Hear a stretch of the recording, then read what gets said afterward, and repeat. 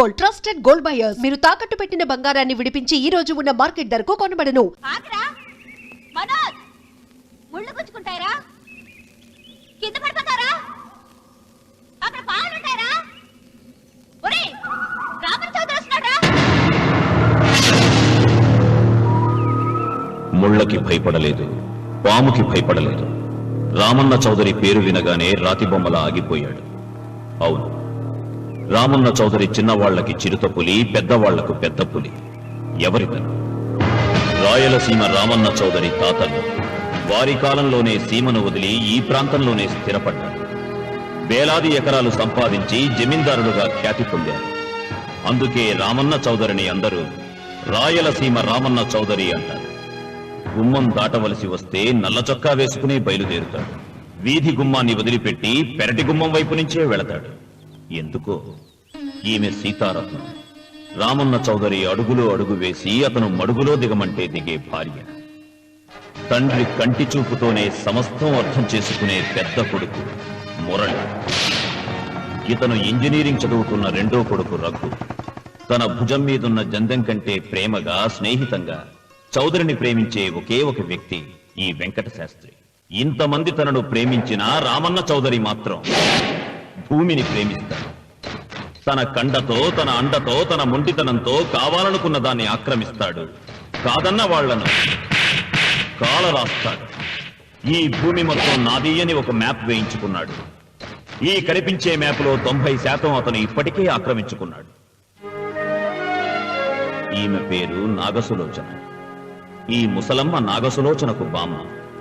వీళ్ళ 5 ఎకరాలను మాత్రం ఆక్రమించుకోకుండా వదిలిపెట్టాడు రామన్న చౌదరి. అంతేకాదు, నాగసులోచనకు అప్పుడప్పుడు డబ్బు సాయం కూడా చేస్తుంటాడు. ఇక మిగిలింది ఇదిగో ఈ సుబ్బారాయుడి 10 ఎకరాల పొలం. గుండె బలం తనకుందంటాడు. ఇతను పహిల్వాన్ పాపారా తన 15 ఎకరాల పొలం రామన్న చౌదరికి ఇవ్వనని అడ్డం తిరిగాడు. ఈ సాంబశివరావు తనకున్న 30 ఎకరాల పొలం ఇవ్వనన్నాడు. ఏ పనైనా తెలివితో చెయ్యాలంటాడు ఇతను. ఇవన్నీ ఒకప్పుడు రామన్న చౌదరి తండ్రి పొలాలు. వీళ్లు కౌలుదారు. కౌలుదారీ యాక్ట్ కింద వీళ్లు కోర్టుకెక్కి 15 ఏళ్లు గడిచాక గెలిచారు. అందుకే రామన్న చౌదరి కన్ను ఈ మన్ను మీద ఇప్పుడు పడింది. తన కుడి భుజం అన్వర్ని పొలం స్వాధీనం చెయ్యమని సుబ్బారాయుడి దగ్గరికి పంపాడు.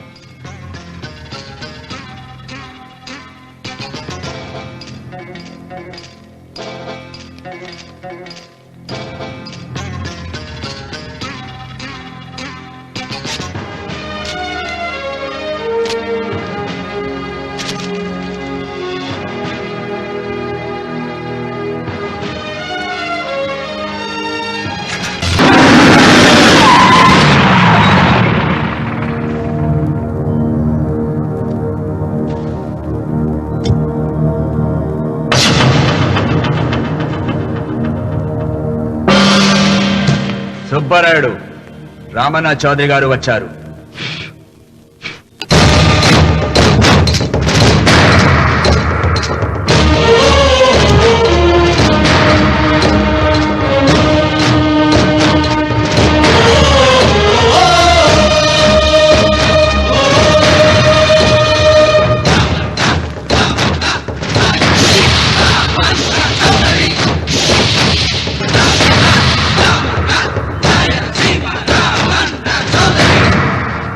నిన్న కబరు తెచ్చాను కదా, ఇవాళ కవరు దస్తావేజు తెచ్చాను. వచ్చి సంతకం పెట్టు.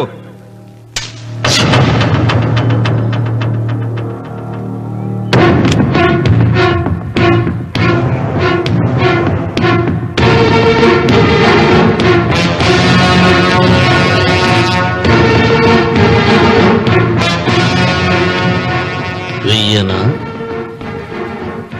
తిప్పను? సుబ్బారాయుడు, కొండ చిల్వ నోటులు కంఠం పడుతున్నావు, చేస్తావు. ఆకు తిప్పక ముందే సంతకం పెట్టాయి. అయినా ఆకు తిప్పతే ఏమవుతుంది నీకు తెలుసు కదా. అంత చావదచ్చినోడేం కాదులే, నా వెనకమాల బలగం ఉంది. ఏం చేసుకుంటాడో చేసుకోమను.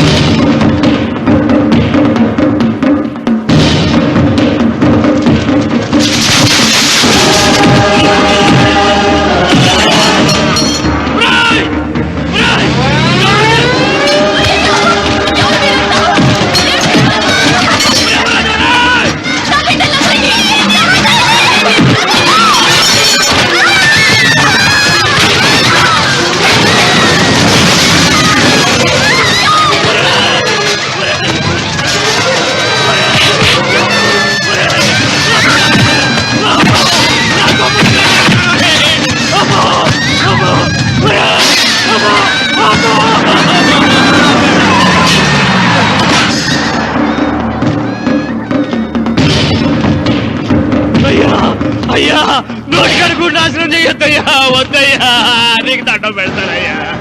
నీకు చేతులున్నది మాకు దండం పెట్టడానికే కాదురా, దస్తావేజుల మీద సంతకం పెట్టడానికి కూడా. అన్వర్, పెడతానయ్యా, 2 రోజులు గడిపియండి. నిన్న జరిగింది మర్చిపోను, నేడు జరగాల్సింది వాయిదా వేయను. రేపు జరగబోయే దాని గురించి ఆలోచించను. ఈ రామన్న పాదం తాకగానే ఈ భూమి నా సొంతం. సంతకం పెట్టు.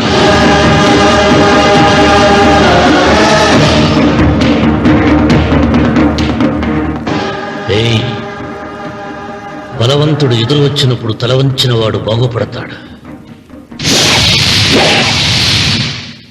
ఎదిరించిన వాడు వాగులో పడతాడు. రామన్న చౌదరి.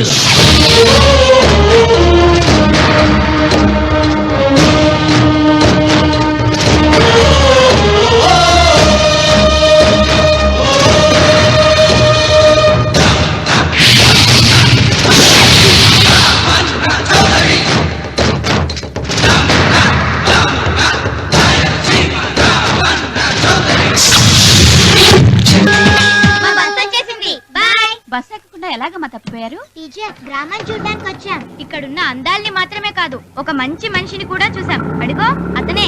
Uncle bye. మీరు మా శ్రీవిద్యానికేతన్కి తప్పకుండా రావాలి. వచ్చేసా. ఏంటమ్మా రాఖీ రెడీయా? నీదే ఆలస్యం.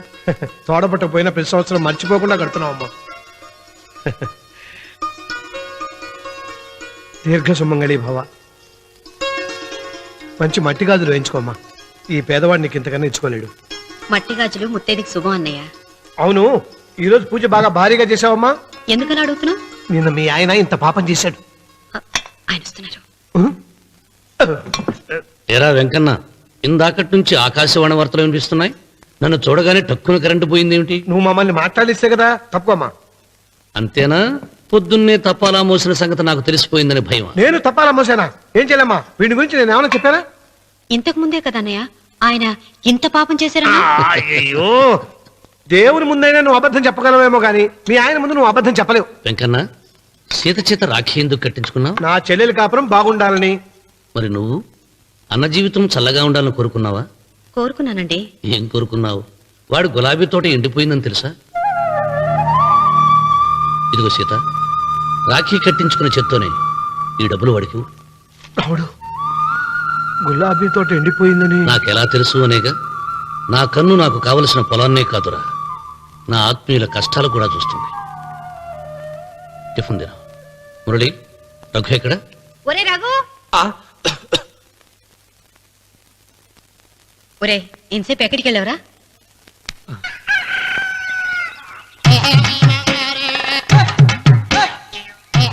ఏడుకొండలవాడ వెంకటరమణ గోవింద గోవింద. జ్యోతిష్యుడు చెప్పినట్టు గుడికి వెళ్తున్నాను. ఆ పిల్లని చూపించే భారం నీదే తండ్రి. స్వామి.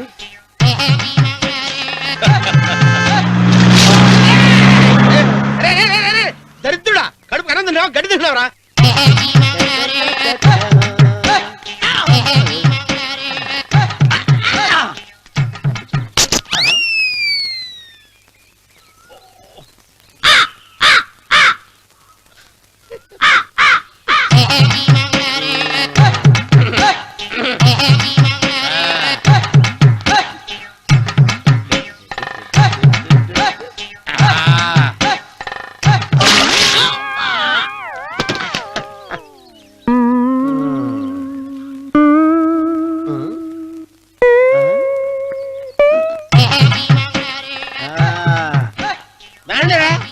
ఇప్పుడు చేసుకుంటారు, ఎవడో చేసుకుంటా చేసుకోండి. రండి, ఎంతమంది వచ్చినా బయలుదేరి ఈసారి. రండి, రా, రా, రా, రా. బెదిరించి వెళ్ళిపో, చంపేసేయ్, చంపేసేయ్. ఏమైందిరా నీకు? ఏం చెప్పమంటావు బాబు? పైనుంచి కిందకి ముద్రపోతున్నా పెళ్లి కాలేదు. పక్క ఊళ్ళో పేరెంట్ తల్లి ఆలయం ఉందంట. అక్కడికి పెళ్లి కాని వాళ్ళే వెళ్ళాలంట. అక్కడికి వెళ్తే లట్టక్కడ పెళ్లి అయిపోద్దంట. అయితే మాత్రం గుడికి ఏ అవతారంతో వెళ్తావా? ఏం చెప్పమంటారు బాబు, అదంతా ఓ పెద్ద కథలే. ఉన్న బట్టలు మొత్తం పాడైపోయినాయి, మిగిలింది ఒకటే జత, అది సంచిలో పెట్టుకున్నా. అక్కడికి వెళ్ళి అయితే నేను వస్తాను పద. మీరెందుకులే బాబు, మీకు 1 ఎకరాల పొలం ఉంది, కోటి మంది అమ్మాయిలు దొరుకుతారు. నిజమే, చెట్టంత మనిషిని చేలోకి పంపుతున్నారు తప్ప శోభనం గదిలోకి పంపాలని పెద్దానికి తెలియటం లేదు. ఒరే అన్నవరం, నేను పేరెంటాల తల్లి గుడికి వస్తాను, తీసుకెళ్తావా? ఇంకా ఆలస్యం బాబు, పదండి.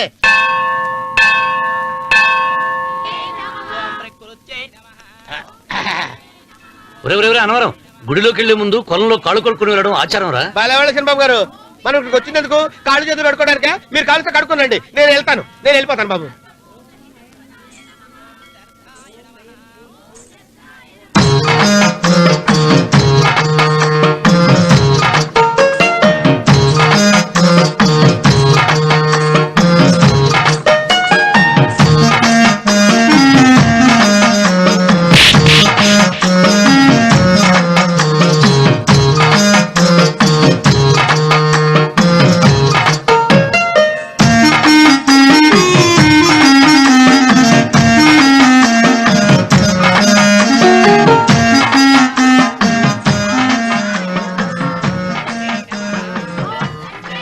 అమ్మా తల్లి, ఏంటమ్మా ఈ అన్యాయం? నాకు ఇంతవరకు పెళ్లి కాకపోవడం ఏంటమ్మా? నేనేమన్నా బేదోండా, బిక్కోండా, అడుక్కుతుంటున్నానా? నాకు రాయలసీమ రామన్న చౌదరి గారి పొలం పక్కన 100 ఎకరాల పొలం ఉంది కదమ్మా. నాకు సరైన జోడించుడు తల్లి. అమ్మా తల్లి, పోతురాజుపాలెంలో నాకు పెద్ద మేడ ఉంది, డిబ్బి సవర్ల బంగారం ఉంది. అయినా కూడా నా భాష బాగోదని ఎవరు నన్ను మనవాటానికి రావడం లేదమ్మా. మొట్టమొదటిసారి నీ గుడికి వచ్చా, నాకు పెనువిట్టి దొరికేటట్టు చెయ్యి. అలాగ చేస్తే నీ డిప్పీలో 30 రూపాయలు వేస్తా. చెప్పియా ముప్పియా? ఈ భాష ఏంటి తల్లి? నీ పేరేంటి? ఎంకమ్మ. ఎంకమ్మ?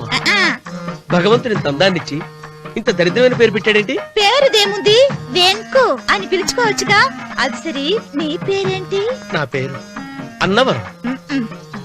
ఏంటి నచ్చలేదా? వాంతి వస్తున్నట్టుందా? ఇష్టం లేకపోతే అను అని పిలవచ్చు కదా. నాకు 100 ఎకరాల పొలం ఉంది తెలుసా? ఇన్నా ఏంటి? నన్ను పెళ్లి చేసుకుంటావా? మంగళవారం నన్ను చూసుకోవడానికి పోతిరాజుపాలెంలో ఓ పెద్ద మేడ ఉంది కదా, అక్కడికి రా. మిగతా విషయాలు గుళ్ళో మాట్లాడుకుంటే ఏం బాగుంటది, అక్కడ మాట్లాడుకుందా. వస్తాను. దెబ్బి ముప్పి.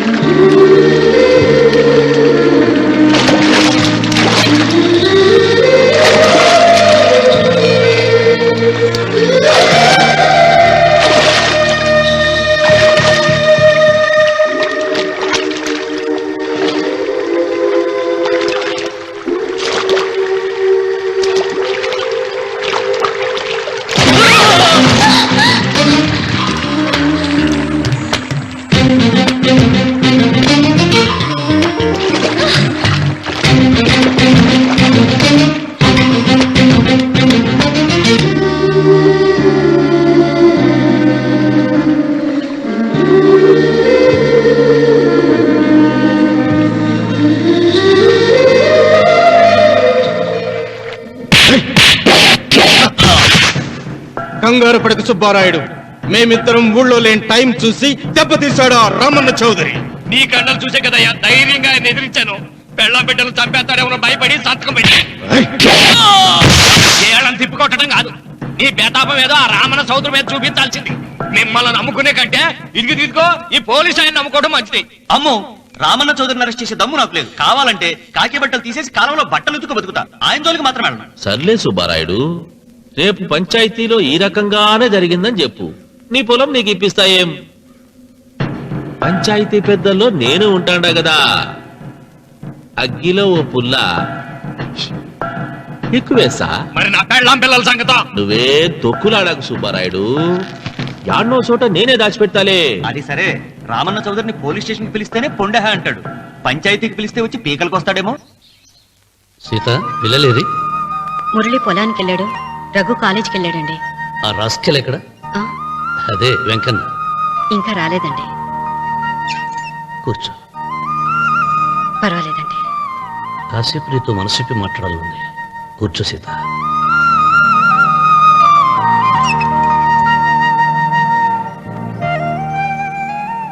రాక రాక వచ్చింది అవకాశం మా చెల్లెలకి, నేనెందుకు చెడగొట్టాలి? నీతో ఇలా ముచ్చట్లు చెప్పుకోవాలని ఎందుకు అనుకున్నాను అడగవే. నాకు తెలుసు, ఎవరిదైనా పొలం తీసుకున్నప్పుడు మీరింత ఆనందంగా ఉంటారు. ఏంటండి ఇక్కడ నిలబడ్డారు? అన్వర్, అయ్యా. పాడు చేసావు కదా. అయ్యగారు అయ్యగారు, పంచాయతీ పెద్ద మిమ్మల్ని పంచాయతీ దగ్గరకు రమ్మన్నారు. ఆయన ఆ మాట అనేసరికి నాకు తల కొట్టేసేనట్టయింది. మీరుండగా అసలు ఈ ఊరిలో ఇంకో పెద్ద ఏంటి? మీరే పంచాయతీ పెద్దగా ఉండొచ్చు కదా అంటే ప్రతిసారి నవ్వి ఊరుకుంటారు. రావణ సోదరి గారు పంచాయతీకి రావటం నేను పుట్టాక చూడలేదురా. నిజమేరా? అతనికి జరగాల్సిందేరా, లేకుంటే అతను దౌర్జన్యానికి అంతే లేకుండా పోతుంది. అది నిజమే. మిమ్మల్ని నమ్ముకుని నోరుకుతుందా? మరి నా పెళ్ళాం పిల్లలు క్షేమమేగా? 200 మైళ్ళ దూరాన పెట్టినా. నువ్వేం తొక్కులాడకు.